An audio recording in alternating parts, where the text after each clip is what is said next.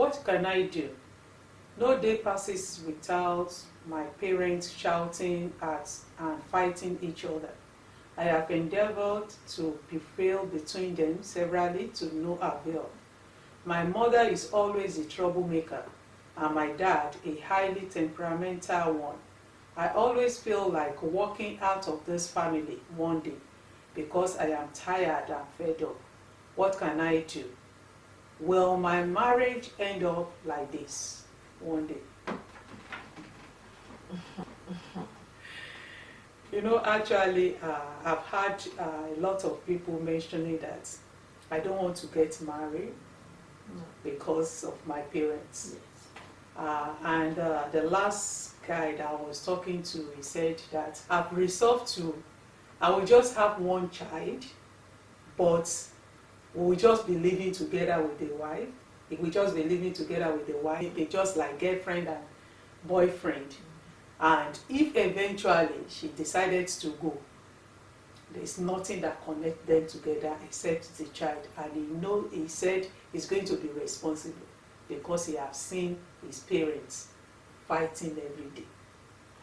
You know, well, the girl asks, what can I do? Will my marriage end up like this? That is the fear of multiple people. What do you think? The first thing I would like to say is that our past doesn't define us. Exactly. A lot of people get trapped in this past mantra in a sense that, oh, if this happened, then that's all. It doesn't. Mm-hmm. There are people who have very challenging past, Mm-hmm. and they made something out of their life. So for the person asking the question, the first thing I want to say is that we should never, my parents didn't have a university education, so that means I'm not going to have a university education. It doesn't mean there's no billionaire in our family. I read the story of this guy in the UFC, Frank, can't pronounce his name well. And when I read the story, you know, he grew up in Cameroon. Mm-hmm. And when he grew up, he told them that I am going to become somebody important in life. As somebody called him and said, show me the grave of your grandfather. And they showed him. They said, this is where I'm going to live and die. He said, no.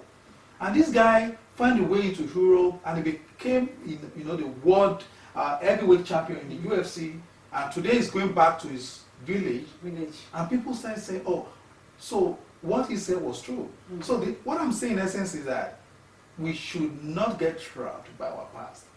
It is true that what we have seen around has a way it influences our mind. Mm-hmm. A lot of people, what she said is not different from what a lot of people have said.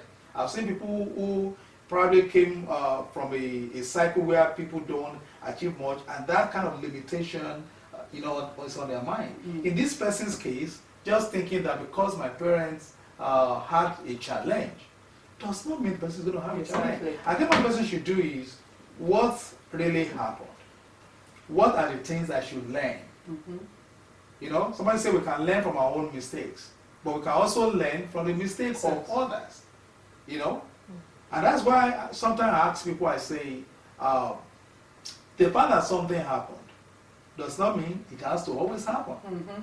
And the person just has to sit there and say, okay, what are the things I need to do to ensure that this does not happen? So I don't know what other people have to say, but personally I feel not associating what had happened before and not seeing it as the only thing that determines our destiny and the way our life goes is very crucial. Mm-hmm. I totally agree with you, Dr. Ujori and Mrs. Akintade. Again, we are talking about childhood trauma. Mm. This is childhood trauma, just like the previous one that you read before. This is childhood trauma, and it's real, for real. Mm-hmm. I mean, there's no two way about it. You know, it's so easy. You know, like we can easily say, you know, yeah, you know, be resilient. You know, do better. You know, like Mm-hmm. yeah, I don't want you know be better than your parents, but it's definitely it's a lot of work. The impact is beyond what we can, you know, the scope of what we can actually see or fully grasp. Mm-hmm. It's the individuals that have gone through it or are going through it that can actually tell you. But of course, we have a society that is so hush-hush. We have a society that, okay, let's cover it up, okay, let's put Band-Aid on the wound, okay, you can do this, you can do that. But if we don't actually sit down and take inventory of the impact of this nonsense that parents do in the house, I'm sorry, but I have to say it as it is. It is sheer nonsense. We are selfish. Parents are selfish. Many of us are very selfish. We don't think about our children. We are not really thinking about our children. Because in this instance, like this girl is, or this person is saying, what can I do? Why do we continue to put this burden on our children? I'm sorry, I'm passionate about this, because when it comes to children, I'm sorry, I cannot mince words. Why do we continue to put burdens on our children? Why? Why do we do this to them? These are our next generation. These are the children. They are so vulnerable.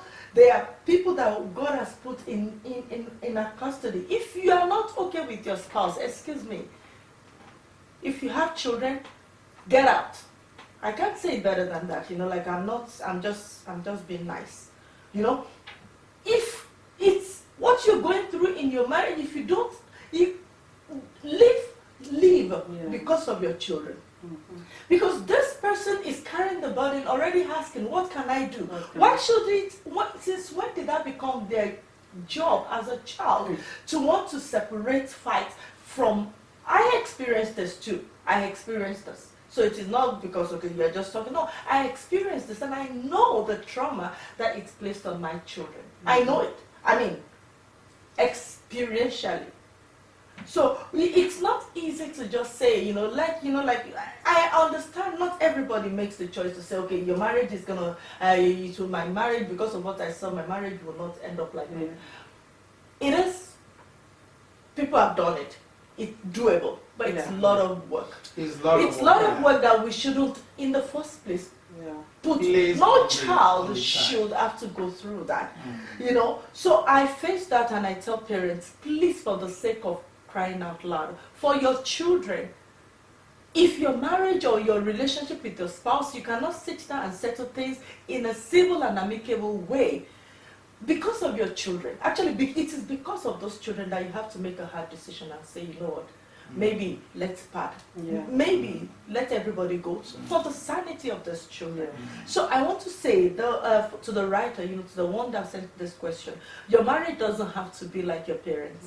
It does not have to be like your parents. Again, it's going to be hard work because you have to heal.